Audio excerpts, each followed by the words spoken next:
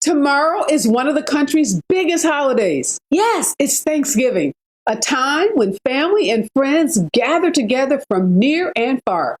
This year, though, unlike last, will bring people together who have not seen each other in over 20 months or so because of the pandemic. Now, you have every reason to expect that tensions will be high this Thanksgiving. Yes, around that dinner table. Even before the pandemic was thrown into the mix, many already viewed the holiday as a stressful time. After all, it can be nerve-wracking to sit down to a Thanksgiving feast only to face a line of questioning from loved ones.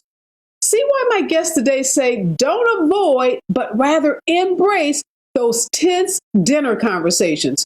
All coming up next. Live from Los Angeles, this is the Special Report with Areva Martin. Although Thanksgiving is a time to celebrate for some, for others, they dread not only the stress of the holiday, but the prospect of having to talk to people about controversial topics from religion to politics, and this year, even your vaccine status. Are you freaking out about talking to your liberal or ultra-conservative relatives? Well, our experts are here to help. My first guest is Dr. Jean Safer. She is a psychotherapist and the author of 7 acclaimed books on taboo topics that everybody thinks about, but nobody talks about publicly. Her latest book is I Love You, But I Hate Your Politics. Good morning and welcome, Dr. Safer. Good morning, kids. I love you, but I hate your politics. I love it. I love it. I love it. So I know, Dr. Safer, from reading your bio and doing all my research that you consider yourself a liberal Democrat, but you're married to a conservative. Yes, I am. For 42 years. Wow. And we haven't killed each other yet. Congratulations on that. So what I feel like is if we can do it, everybody can do it. But you have to have a mate or a friend who's willing to work with you on this, to not say some things, to allow you to say some things. Civility is what makes this work. Well, let me ask you this. So I know you have this new book out. I've read some of the reviews. The reviews have been amazing. I know that you not only draw from your own experience with your husband, but that you interviewed 50 couples for the book. Help us understand, who was the most controversial couple? What couple was really ready to tear each other's hair out? It's so common. It is so common. The thing that I found the most difficult, which I wasn't prepared for, it's always good to learn something when you write a book, is parents and children, adult children, who have a different political stance than their parents. And what surprised me is that it wasn't mostly, at least with these people, the parents who were obnoxious. It was the children. Really? The adult children. Okay. You voted for Trump? How could you do that? How could you be my mother? And this kind of stuff. And yelling and screaming. It was really total insanity. Wow. Did you find in your research that the election of Donald Trump made, these controversial topics even, more? Oh, much worse, because he himself was such a catalyst for love and hate. He's what we would call a projective person, that you project a lot of feelings on, good ones and bad ones. I projected the bad ones. Other people projected the good ones. So here we are, day before Thanksgiving. Lots of people, excited, expressing gratitude, happy to get together, right, with friends and family they haven't seen for months because of the pandemic.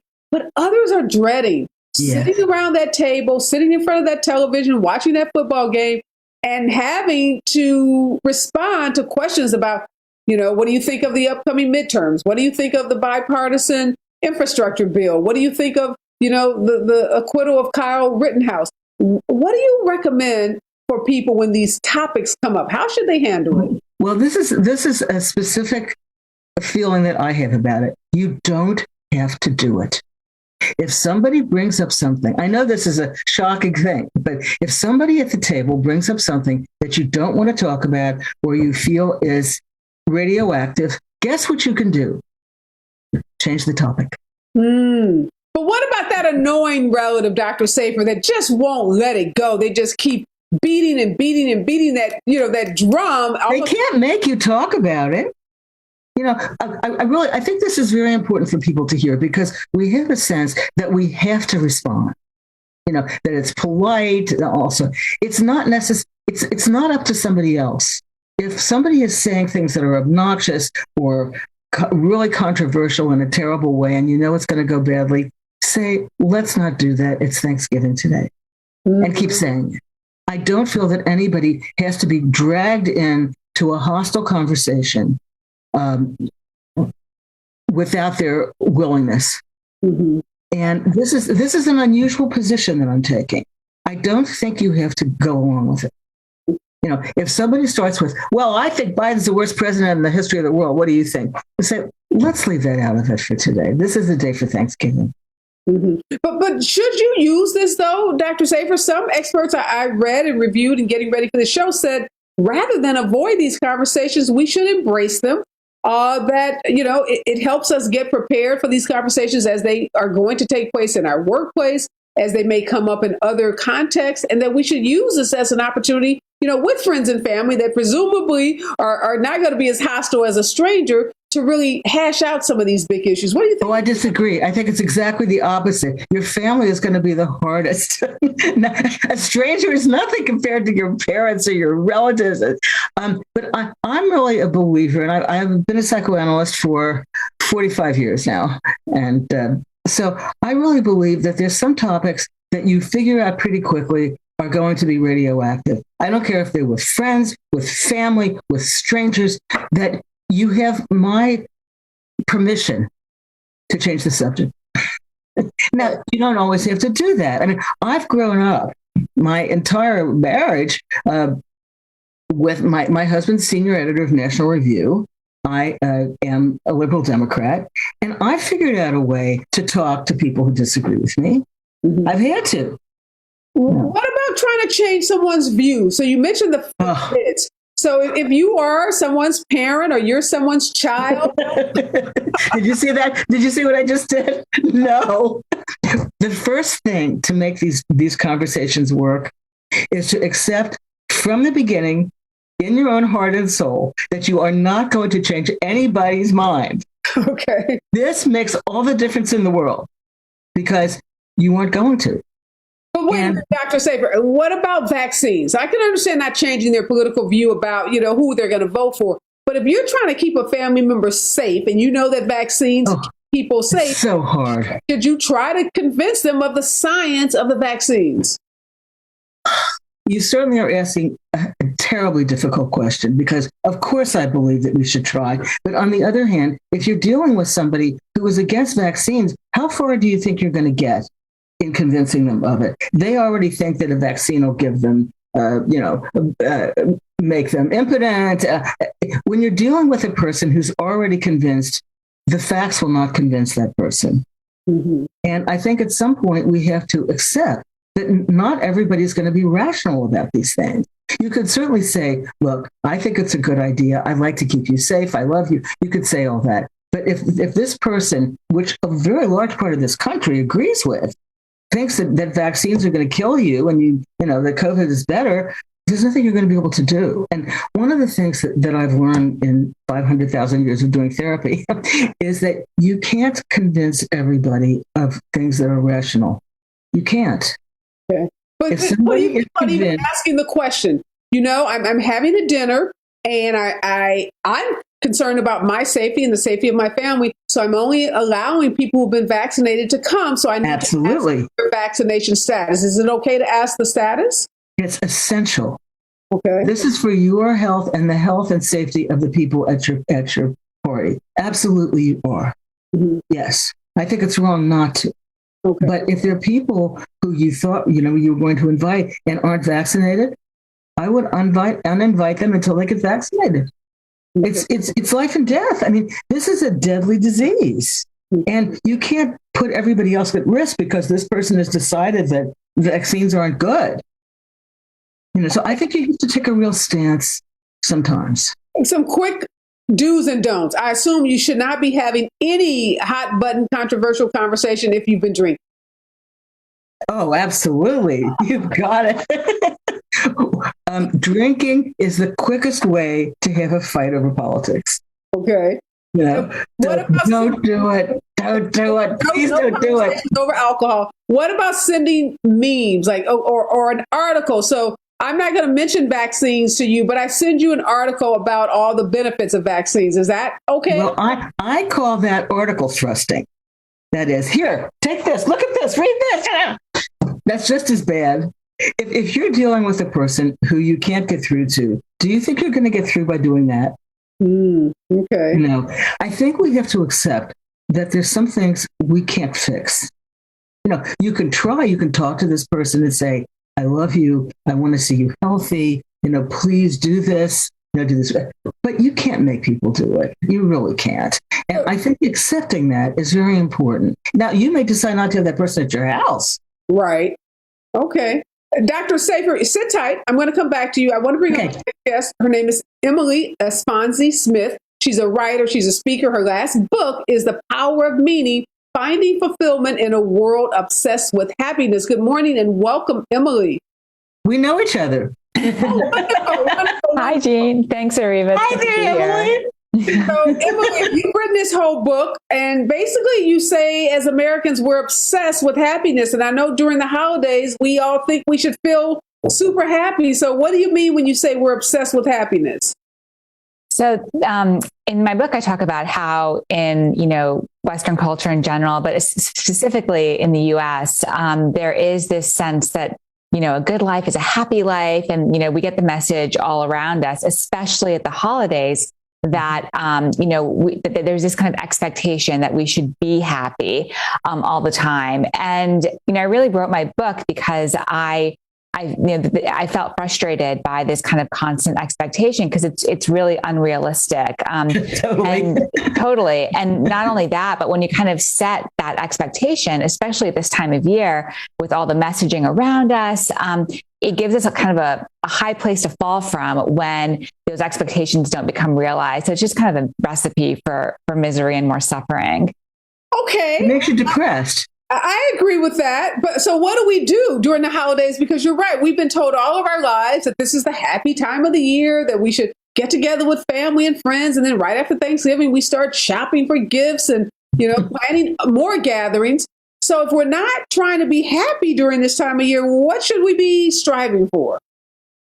I think that it's far more healthier to kind of strive for, finding meaning in your interactions with other people, in your holiday experiences, in your life in general, than kind of chasing after happiness. And, in my book, I talk about these different components of meaning. And one of them is, cultivating a sense of belonging with other people. And to kind of go back to what, Dr. Safer was saying, this kind of means, being sensitive in your interactions with other people and not making them contentious, even when you're kind of provoked to do so. Belonging is really about kind of showing care and love towards the other. And that means, being your kind of kindest, most compassionate self. And sometimes that means like refraining from, barbing with each other and sparring with each other on politics. And when it comes up, just saying, you know what, like I love you and I care a lot about you. And I want to talk about other things right now.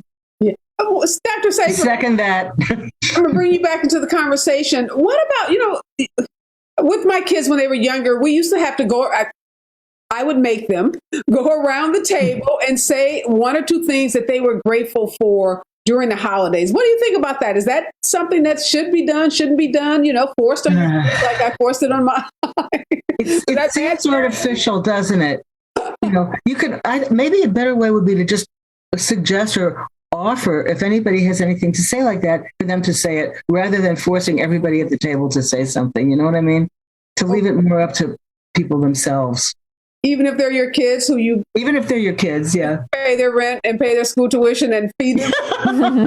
Well, now maybe if you pay their tuition, they have to do it. No, really, I think that we can't make people act grateful.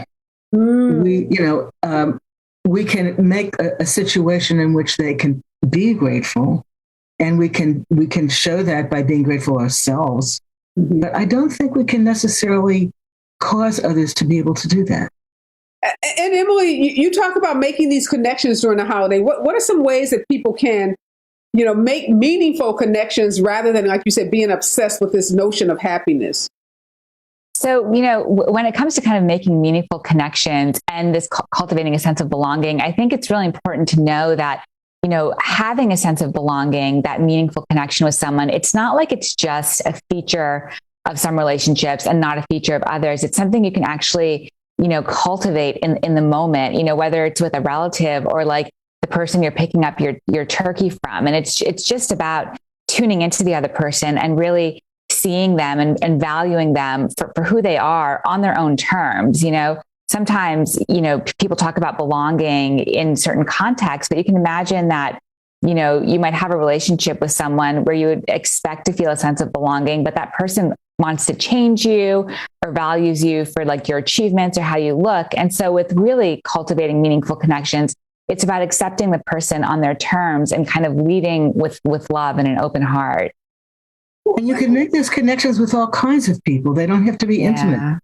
Yeah, exactly. Dr. Safer, we've spent the last couple of years, let's be honest, fighting with each other, right? Pointing the finger at each other, blaming each other, listening to really explosive commentary, watching, people get killed on television. So there is this anger, I guess, that many of us have. And when we see, like on Facebook, right, you see that friend or relative posting something like anti-vaxxer or something that is dangerous, how do you control those natural emotions to want to just, Well, I don't think you have to become enraged in order to say, I disagree with this. I think this is dangerous. I think vaccination is right or something like that. You don't have to go into besides, if you're talking to somebody who disagrees with you on that kind of fundamental thing, you're never going to get through to them. You can only state what you believe and what you found to be true. Well, do you think you should avoid? Let's talk about social media. So if, a lot of people unfriend people, right, when they start posting things that they don't agree with. So if you're a liberal Democrat and you have friends that start posting a lot of, Republican talking points or messages from Donald Trump or anti-vaxxer, sentiments, should you, unfriend that person? That's very difficult. If you're very close and intimate and you still have things in common, you may want to overlook it. But I think if you get too much of that stuff, you really should consider not continuing because it's against everything you believe in. Yeah. And I know it would be rare. I'm sorry. I could see it would be rare to have to do that. But I can see situations in which somebody, essentially gets religion of that type that you can't continue. So, we have to know that sometimes we have to do that. Absolutely. Emily, big takeaway. You wrote this book, and I think for a lot of people, as I said, this notion of happiness is something that's ingrained in us as kids. We're on a constant chase to find it. But what are the big takeaways, or the 2 or 3 big takeaways from your book that you think will help people get off this kind of happiness treadmill that you talk about? I mean, I think that it, kind of recognizing that the expectation to be happy all the time is unrealistic. Happiness is an emotion. It comes and goes. You could be happy one moment, then get a phone call with bad news and be unhappy the next. But once you let go of the expectation to be happy all the time, it's kind of liberating. And it doesn't mean that, that there isn't kind of a form of well-being available to you. Still, your life can still be meaningful, even if you don't feel happy. And in fact, a lot of times the things that make our lives most meaningful, like our families and our relationships, don't always make us happy. They can be frustrating and kind of call on us to, sacrifice and things like that. And so just kind of recognizing that even if you're not happy in a certain context, it's not a signal that things are horribly wrong. It just might mean that there's kind of a different, well-being or a value to whatever is happening that happiness isn't necessarily delivering. I absolutely agree. And I think some people have more of a kind of personality that goes towards joy than others. And that's okay too. You don't have to be happy all the time. Yeah. And some people are more easily made happy than others. I don't know though, but should we equate gratefulness with happiness? So I think in our culture, we're told be grateful, right? And there's some notion that if you're grateful, you're happy. Is that a mistake? Should we not equate gratefulness with happiness? I'm not sure that gratefulness and happiness are the same. I think they're related, but I've certainly been grateful for things that have also made me sad on occasion. Were important and meaningful. I mean, to be grateful for somebody's life after they've died, for example. That's the point. Yeah. It just happened to me last week. A dear friend died very suddenly and strikingly, and I was enormously grateful for his life and grief-stricken for his death. Combination, same time. Well, I know, Emily, you've got to run. Thank you so much for joining us. Again, her book is Finding Fulfillment in a World Obsessed with Happiness. Make sure you pick that book up. I love the notion that we can get off this happiness treadmill and just live our lives and feel what we feel. So thank you for joining us. I want to bring back Earl Turner into this conversation. He's a clinical psychologist and author of Mental Health Among African Americans. Good morning. Welcome back to the show, Dr. Turner. Good morning. I wanted to have you on with Dr. Safer. Dr. Safer talks a lot about, people who are aspiring over politics, but I know a lot of your work, Dr. Turner, is around race. And race has been in the news so much lately, right? Every, news show. And now we're on verdict watch for the Ahmaud Arbery killing, the trial involving those 3 white men that killed Ahmaud Arbery. And race has come up in that case so often, from the defense attorney saying, get the black pastors out the church to courtroom, to comparing a prayer vigil with a lynching, mob type lynching. So here you both are, psychotherapists, psychologists. Should we be talking about race at the dinner table tomorrow on Thanksgiving? I'll ask you first, Dr. Turner, and then I'll have you weigh in, Dr. Safer. Yeah, I think, for a lot of Black families that these conversations are probably going to come up. I'm not saying that you should talk about them, but I think that just sort of be prepared that those things may come up in the discussion. And as sort of was talked about earlier, find a way for yourself to understand how you can exit those conversations if they begin to get too difficult or too traumatizing for you. And so I think you just sort of understand that if you do have those conversations, it is going to change the dynamic and the mood of everyone that is present at that, gathering. So just sort of be prepared for that. That's absolutely right. Beyond these verdicts and these high profile cases, what's the best way to just have a conversation about race, particularly with someone that's not your same race? So if you are a white person having a conversation about race with a Black person, like what do you recommend?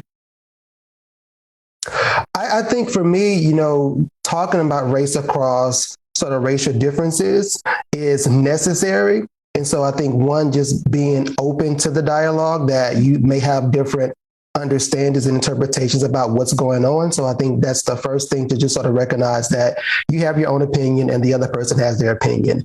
And so just sort of be prepared to have a dialogue around those differences and how you have different perspectives about that. I think the other piece is to be mindful not to get sort of confrontational in those discussions. So just sort of recognizing that you can disagree on things, because I know that, given the history of America, that people have different views in terms of how we got to this place. And so just sort of taking ownership of your own feelings and emotions around the situation, and allow people to have their feelings. I think sometimes with me doing this work and, talking with communities about this or doing trainings, that sometimes people want to say, well, you're getting too upset or angry. Well, people should be allowed to have those emotions and feelings around these conversations. So I think it's very important for white people to not, tell other people like you shouldn't be angry or upset when these conversations do occur. Absolutely. Nobody should be told not to be angry or upset. Now, how you express that is different. To scream and yell about it at a dinner table at Thanksgiving is not appropriate. But people are very upset about these things, devastated by it. And this should be acknowledged by everybody. I don't think any race has the complete monopoly on feelings of pain and grief. But Dr. Safer, do you think it's appropriate for, a lot of Black people were frustrated over the last 18 months or so with their white friends I did a panel, I moderated a panel, and a Black woman said, she told her white friends, don't ask me any question that you can Google and get the answer to. So, like, what do you think? Good idea. It's appropriate for white people to ask their Black friends, how they are feeling about, the trial of Kyle Rittenhouse or the trial of the three men. I think it depends on the relationship, don't you? I mean, I would like to be able to ask a close Black friend what they feel about these things, as I would have want to talk to them about anything. If somebody is your friend and you're close to them, there shouldn't be any subject that would be taboo in that way, I would think. But what if you're at a dinner party, tomorrow night, and you're having a casual conversation over cocktails, and a person asks you, white person, Black person, asks someone, what their thoughts are about the case, and then people start, pontificating about, the cases, the verdicts. You can say, it's Thanksgiving, let's not go there. I think everybody should be deputized, that when things get very tricky like that, or hostile, or you could see it going in a bad direction, that you can stop it. And the host will thank you. But I think to talk about these things across racial lines, across all lines, it can actually be healing to hear what other people think and say. So it really depends on your assessment of who you're talking to and what the situation is, I think. So I know both of you are agreeing that over Thanksgiving, you don't want to get into these hostile conversations, but you said something that's really important, Dr. Safer, which is having these conversations about race can be healing. They can help people Absolutely. understand. So help us understand, Dr. Turner, if you don't want us to have it over the Thanksgiving table, where's the best place and how's the best way to get into these very sensitive conversations? Yeah, I think obviously you should read the room. So I think understanding who's present, what those relationships are like.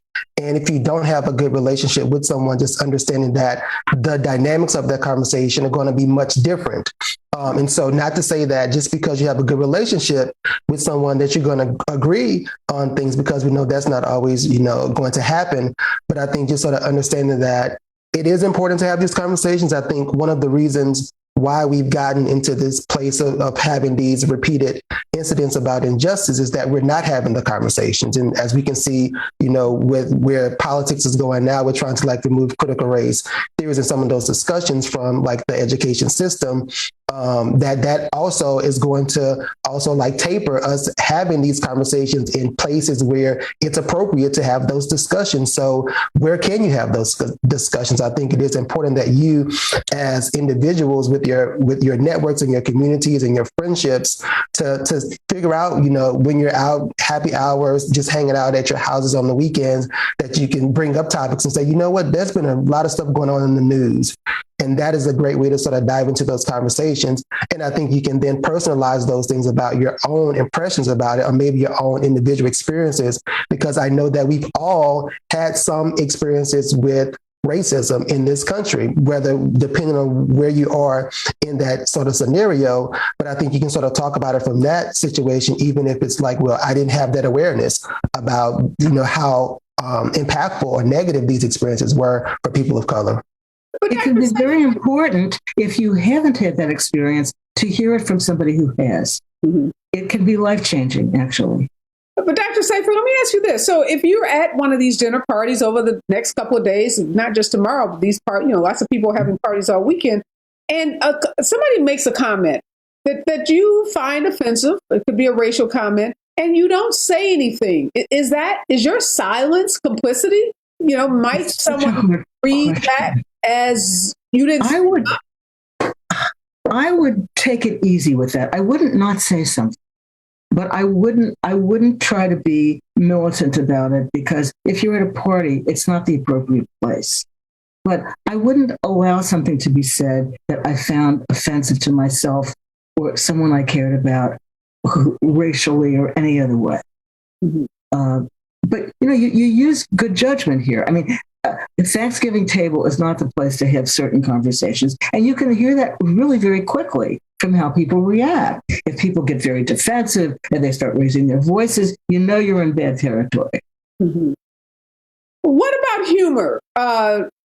Dr. I Turner, love it. a lot of people try to use humor to diffuse these complicated topics, and then other people feel offended. Like that came up a couple of times during one of these trials where, there was laughter in the courtroom, and a lot of people felt like, hey, these are serious matters. You shouldn't be laughing about it. So I can see where humor can be good, but is there a time when using humor could also be offensive?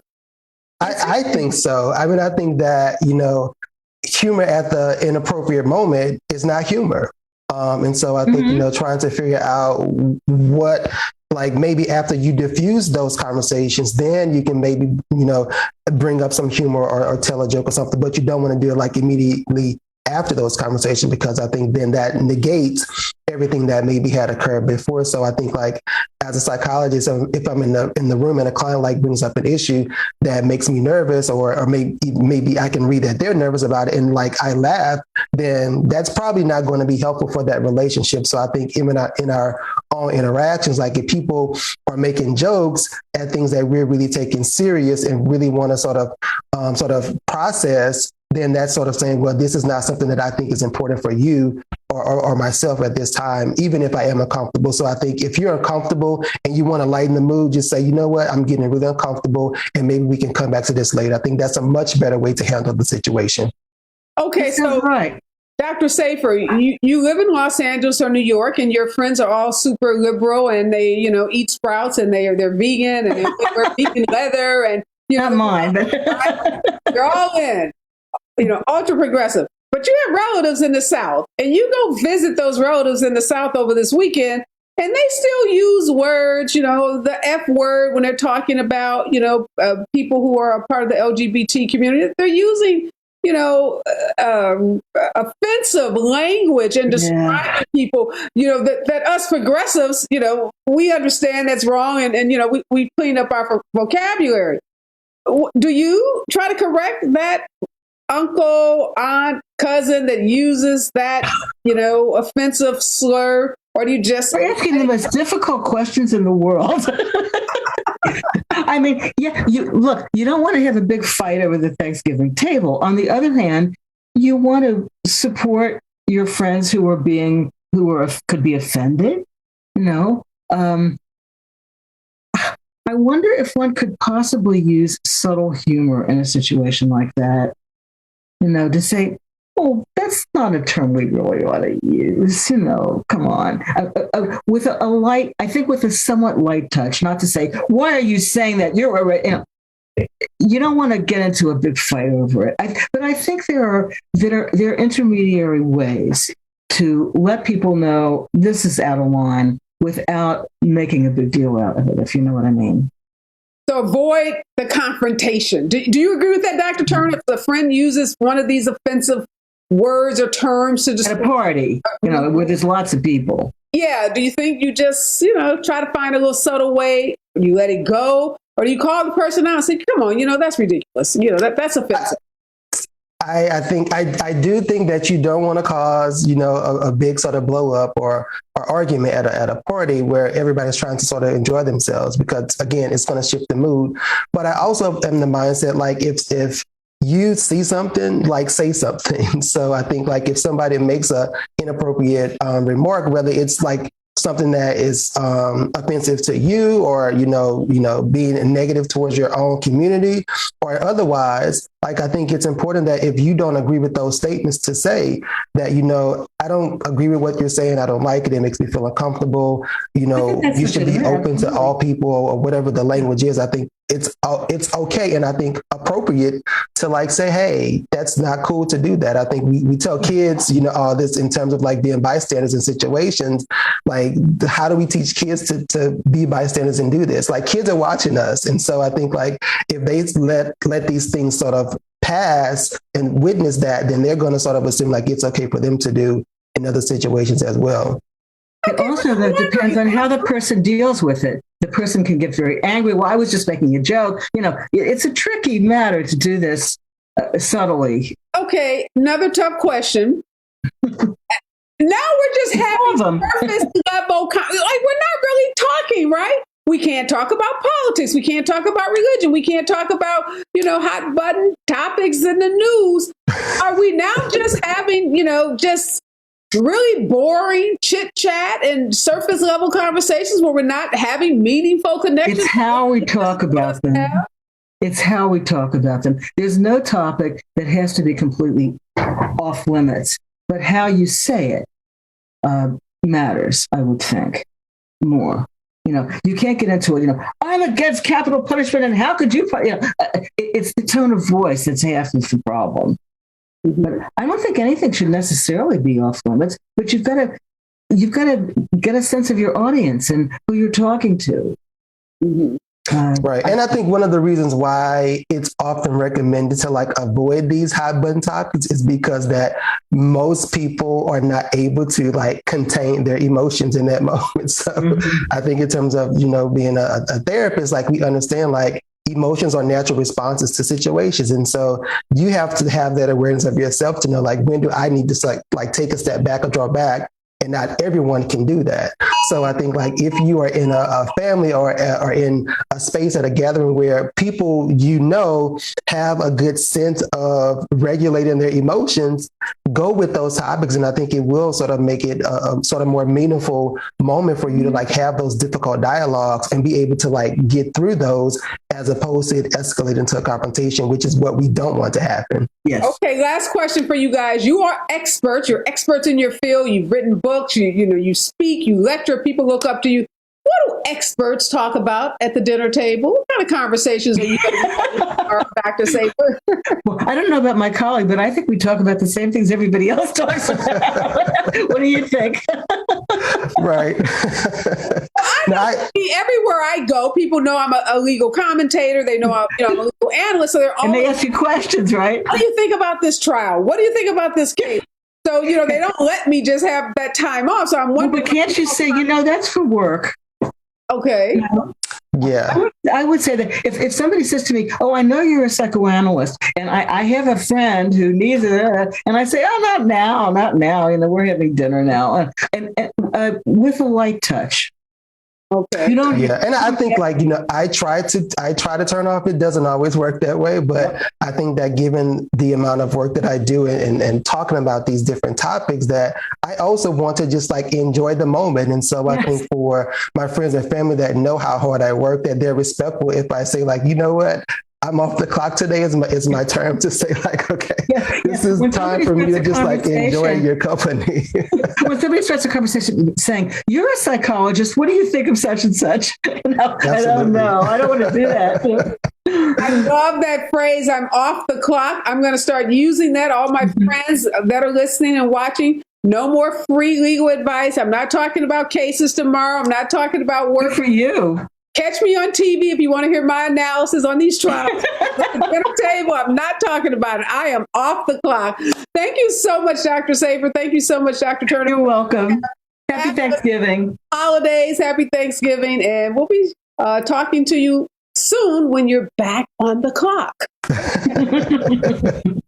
Well, I want to thank my guests this morning and just thank all of you. I can't say it enough times how grateful I am for all of you. You have been hanging with a sister all year, and I truly, truly appreciate that. We've been talking about everything on the special report, from those really hot button topics, politics, race, abortion, politics, infrastructure, Donald Trump, Joe Biden, you name it. It's been talked about on the special report, and I'm so grateful.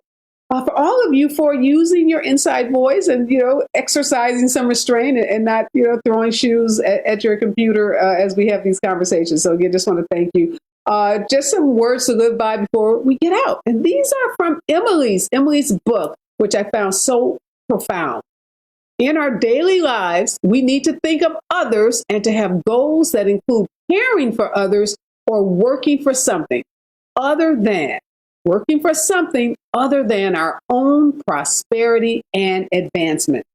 Let that be your guiding light. Let that be your guiding principle as you go into this Thanksgiving weekend, and make sure you are giving thanks, because that's real talk. I'm out, y'all. Wear your mask. Be safe out there. Remember, we're all in this together. And happy Thanksgiving.